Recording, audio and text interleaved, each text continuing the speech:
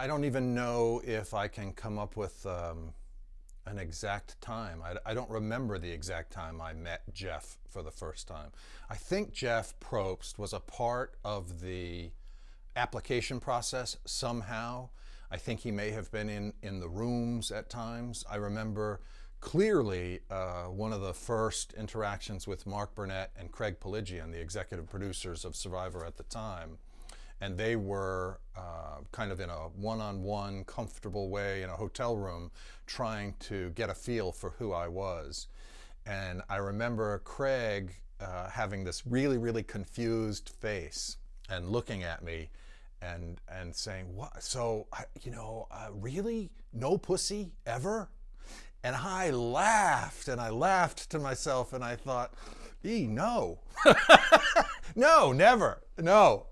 Although I had been with a woman once when I was 18, but no, it's not a part of my life. And it was really interesting to me to think about the executive producers of the show being confused about somebody actually being gay, like what that is, and how different it was. So different that it was almost incomprehensible is what I got from that question. And in that same first interview or first interactions with Mark Burnett and Jeff Probst, Mark talked with me about why he wanted someone gay represented on the show. And I appreciated that. I thought he was interesting in that he knew gay people, he had some close gay friends, he said, and that he hadn't seen representations of gay people that he felt were broad and fair and accurate. And I liked that that may become part of the zeitgeist, that somebody might take the time to represent who we are, just kind of normally and generally and broadly.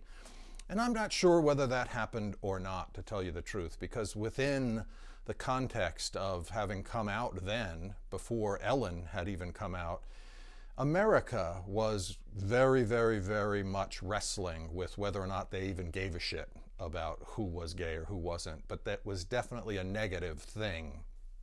And, if you imagine the consequences to which Ellen, who has some power and some connections in Hollywood and a show, and she really suffered. Well, imagine how people reacted to this fat, naked guy who was gay, who then went on to win the show. It was challenging.